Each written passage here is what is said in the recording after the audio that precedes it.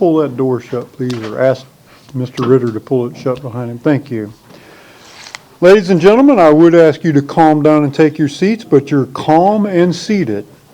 So I will introduce our acting mayor for the day, who is going to call the meeting to order. This is Edian DeMcCallie, who will now call the meeting to order. Bang again. I would like to call The meeting to order. the meeting to order. Very good. You were very successful because they are still sitting there. Okay. Council members, is there a motion to approve the minutes from March 21st? So moved. Second. Any discussion or corrections to the minutes? If not, all those in favor signify with aye. Aye. Aye. Opposed? No nays. The minutes are adopted. We have a... You won't need that again. Yeah, you don't want to accidentally bang it. So the first item of for business is a master plan street view rendering presented by Kimley-Horn, and I'm told our business relations manager, Greg Pauley, is here to introduce. Welcome. Welcome. Thank you. Thank you very much. Greg Pauley, Business Relations Manager. Good evening, everyone. Tonight's presentation is a status update on the Master Pedestrian Plan last reported on at the March 21st CRA meeting. Since the March meeting, city staff met with our consultants from Kimley-Horn and requested certain elements of the plan be developed further. These elements include street-level renderings to show perspective and a sense of realism of what the proposed improvements would actually look like, enhanced shaded rest areas for a more enjoyable pedestrian experience along the pathways, and adjustments in the plan to provide the least negative impact on available parking in that central area. I know parking in that area has been a concern, and they've made a couple of adjustments that save some parking. So they're going to talk about that in just a moment. All of these updates, everything I've just mentioned, are in their presentation tonight. So with that said, I'm going to step aside and I'm going to ask our Kimley-Horn consultants, Corinne Beam and Jared Snyder, to come up and start their presentation. Thank you, Mr. Pauley. Welcome.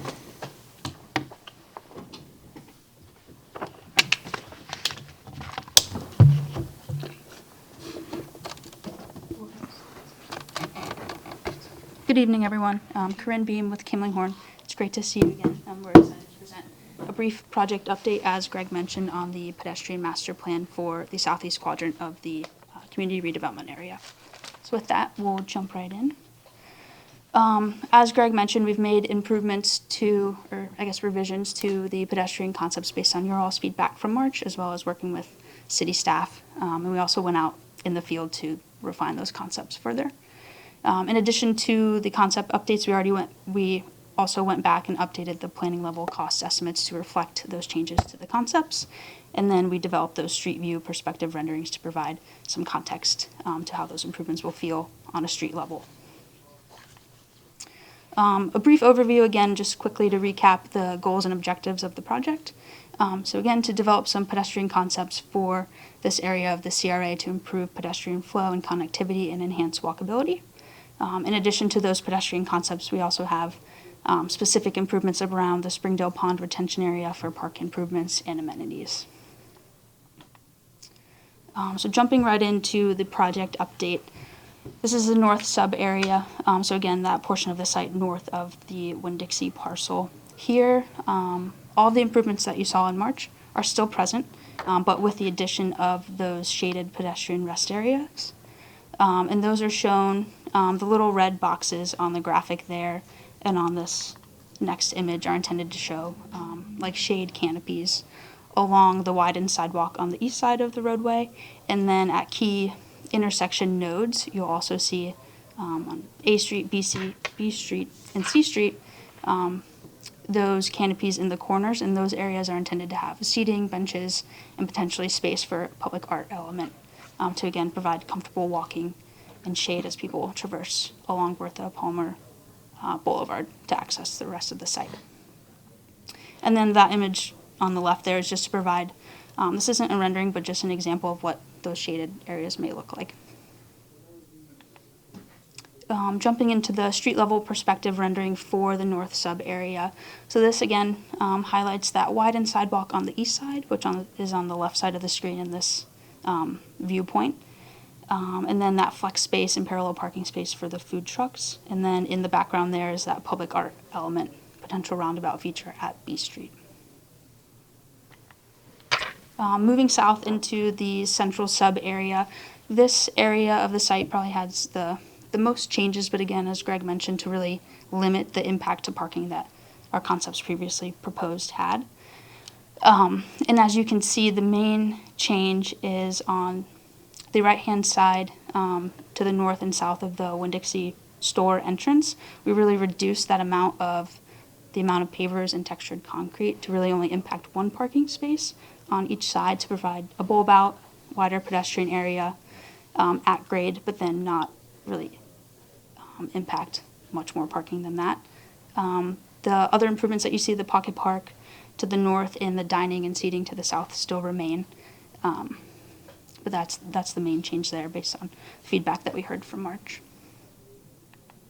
And again, here's the next slides will be a couple of street level perspectives to demonstrate those improvements. So as you can see, on the east side is the pocket park. We're looking south along Bertha Palmer. In front of the Winn-Dixie store, you'll see an additional at-grade paver area that's a little wider than what's existing today to, again, provide some enhanced walkable space for pedestrians, but balancing that with the impacts to parking. And then moving south, but still within that central sub-area, this is the intersection of Bertha Palmer Boulevard and Chicago Avenue, to really highlight the crossing improvements here as pedestrians and bicyclists transition from the central into the south sub-area where those park features are. So again, raised intersection to enhance pedestrian crossing, but also calm traffic in that area, knowing it can be congested at times, and also showing that outdoor seating and then that gazebo area into the park in the background there.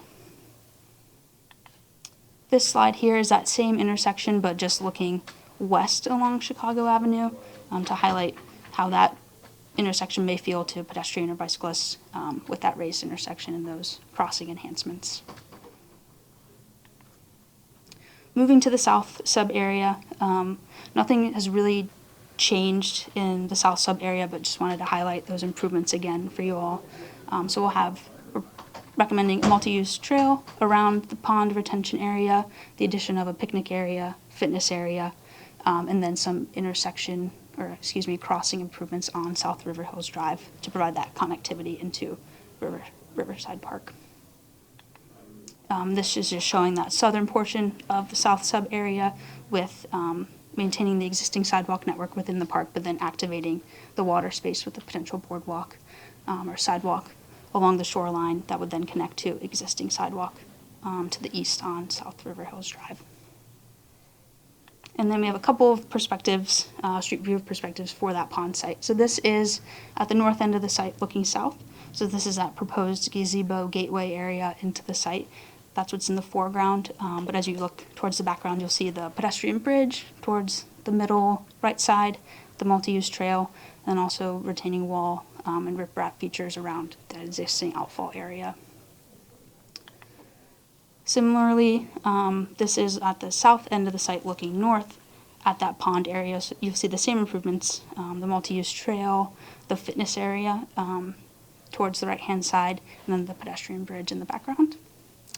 And then the last street view rendering for the park space is on Springdale Place looking west, so highlighting some of that riprap retaining wall that might be needed to support the amenities, and then the multi-use trail and the pedestrian bridge.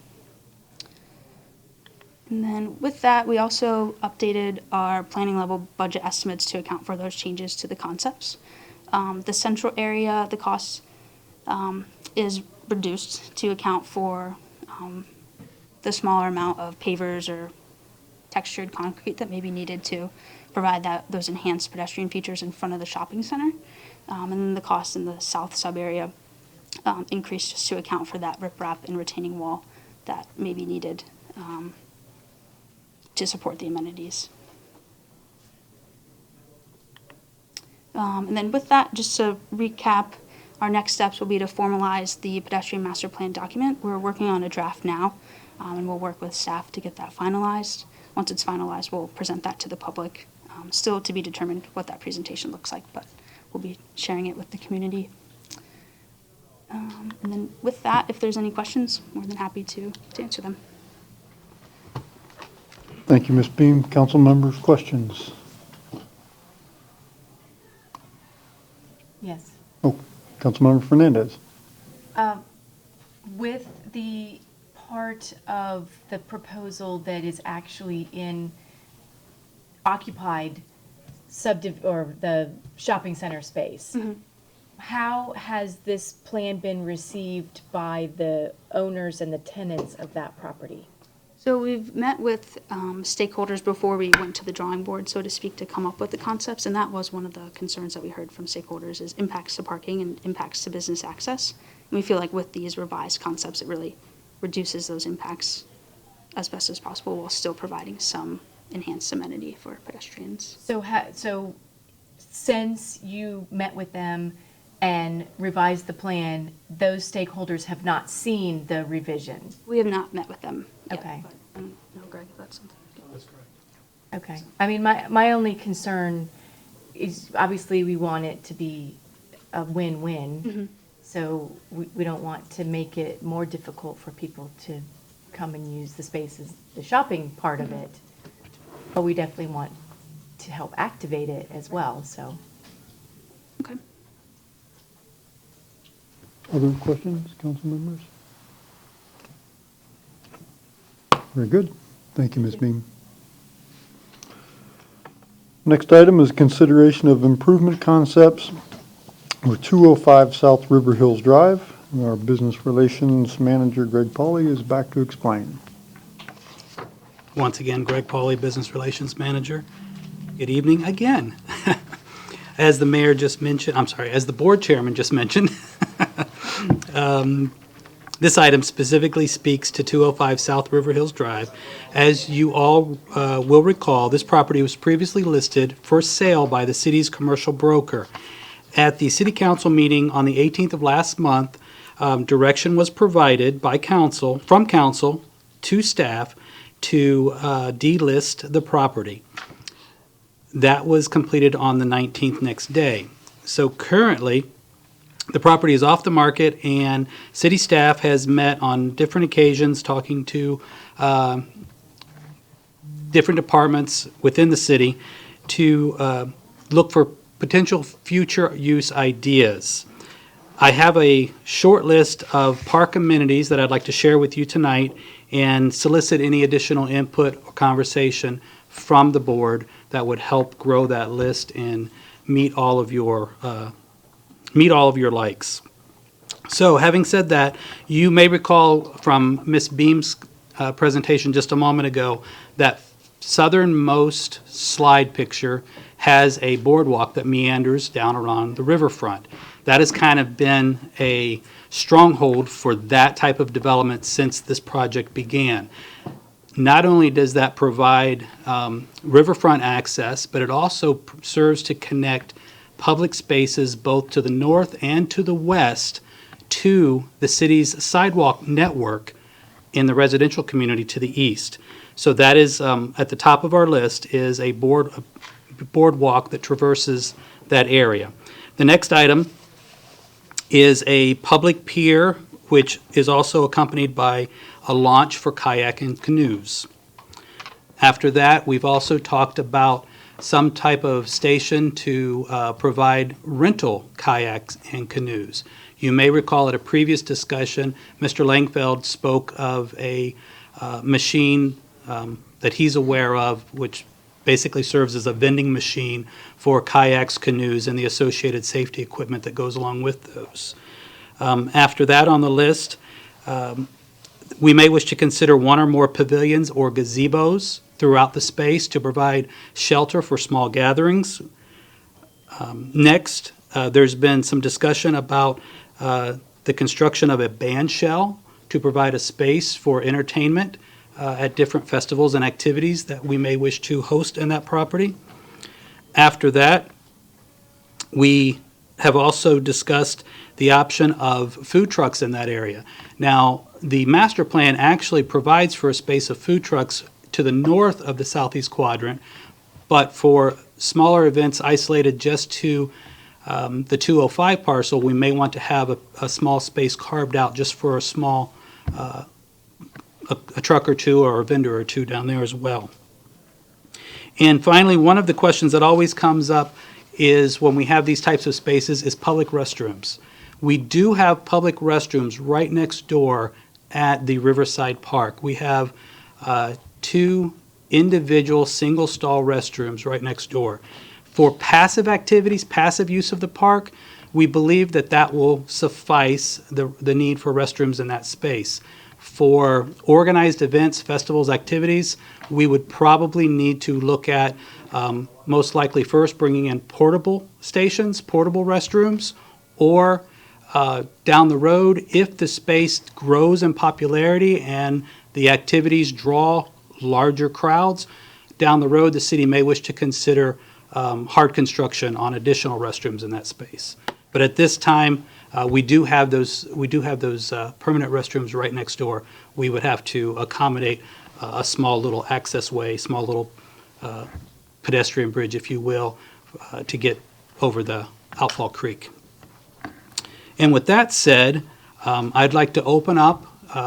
Tonight's discussion on this topic is more of an information gathering for us. So if you have ideas that you would like to add to the list that we can, kind of target for future research, I would be more than happy to take those down and be able to work on those in the future. Good. Council members?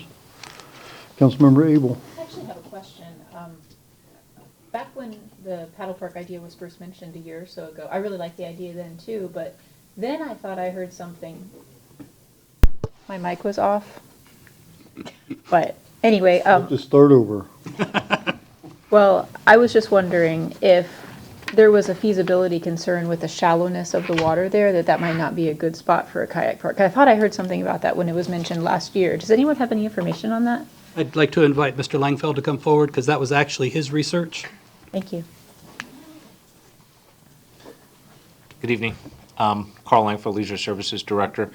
The spot that, as I've looked at the property and had some others look at the property and how it interacts with the river at that location, there is, for lack of a better term, a point at the southwest corner of the property which would serve as the ideal starting point for some sort of a pier or dock structure, which would also serve as the canoe and kayak launch.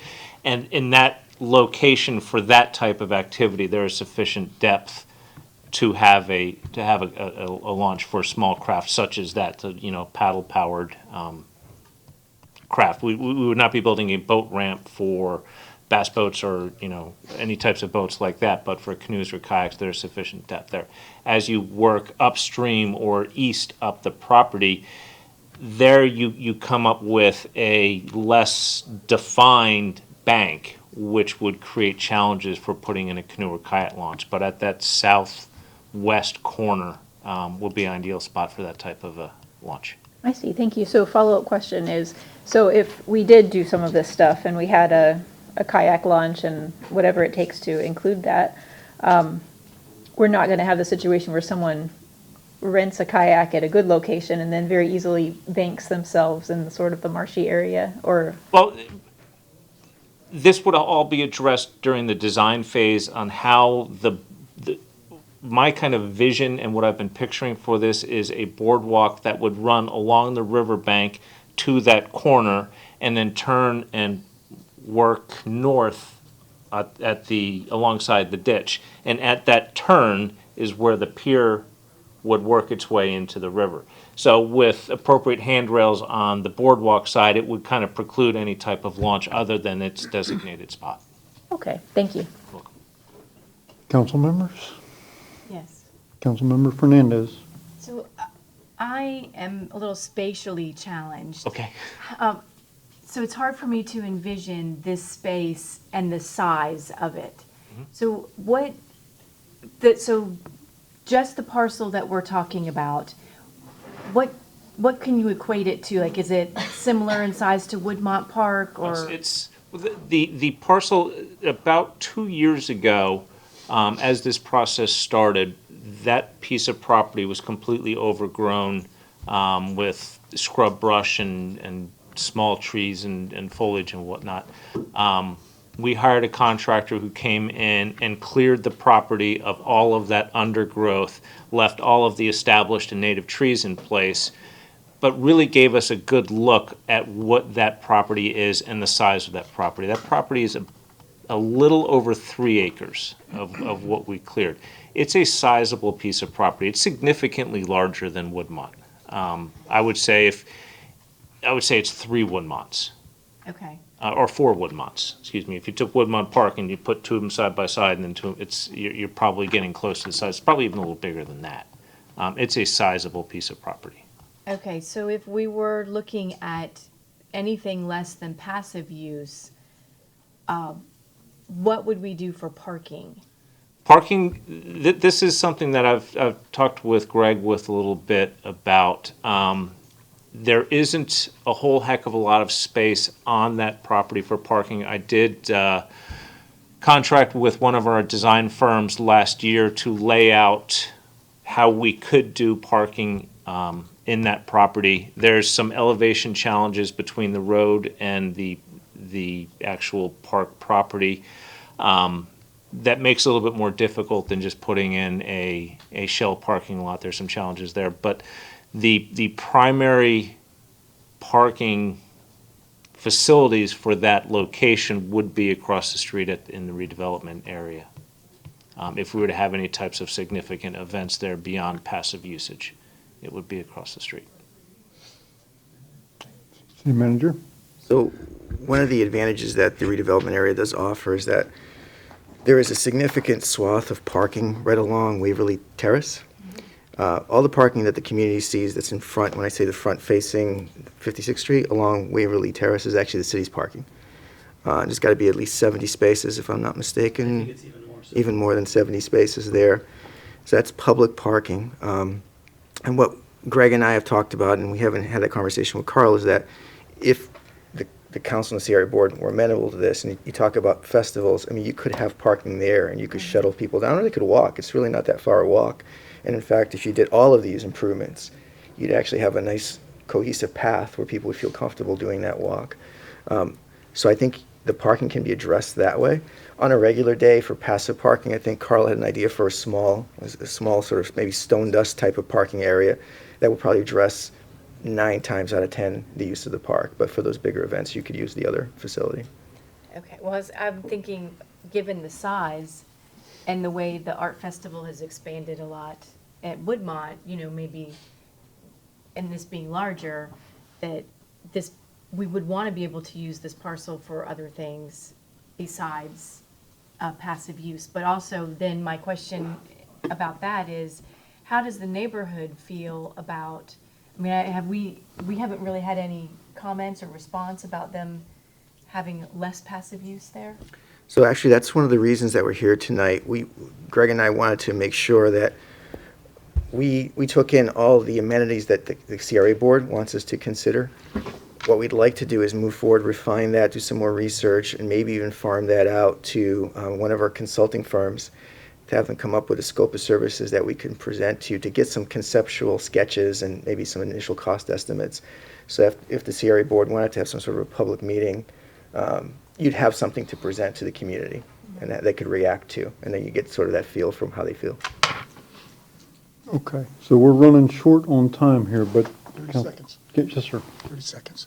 I really don't have any questions. I think what you've done so far is phenomenal. I'm really looking forward to it. We do need to see some kind of designs before we can really make any kind of formal decision on it. But I think it's a great first step. And, it's going to be a morphing situation as we go through.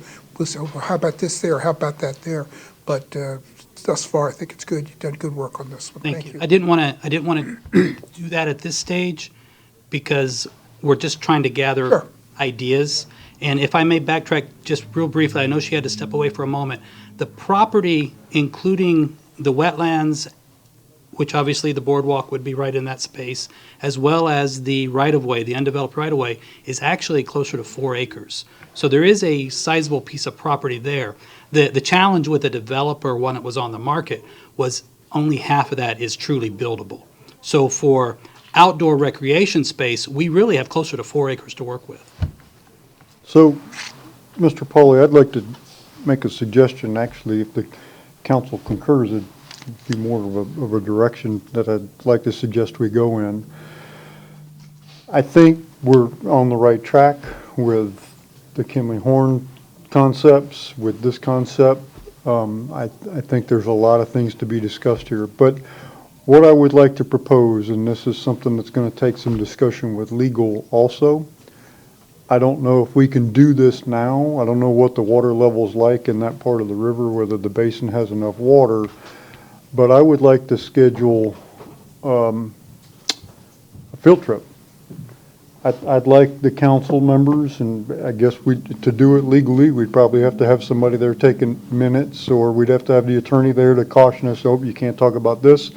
You can only gather information, you can't, right? So whatever we have to do to make this, not trying to do anything out of the sunshine, except gather facts so that we can then come back here and have a similar discussion at a workshop where we have more time. Having just had the same eyes on this piece of property, we can walk it, and then we can get on the boat somehow, or vice versa, and that way we can look at this instead of a Google Earth or a map or something and say, well, show me where the canoe launch would go, and where could, if we needed a bathhouse, where could that go? Where could this go? Before you contract with somebody to develop this concept, so that we have it a little further down the funnel before we start spending money and they come back and we say, well, no, that's not really what we want, go back and change that. You understand? So is that, council, is that agreeable? Road trip, yep. That's agreeable. Is that doable? Yes, with certain precautions. Okay, well, you'd be able to work that out with staff. Okay. Yeah, it would have to be advertised. Yeah, but you could work out the details. Does that sound reasonable to you? Absolutely. Is that a good idea? I think it's a great idea. City manager, we're good? Eddie, is that a good idea? You good? Okay, all right. All right, is that good? I am good, sir. Thank you very much. Okay. Anything else, council, or board? Okay, very good. We have 3 minutes. Would you adjourn us, please? Hit that one time. We are adjourned. Wow.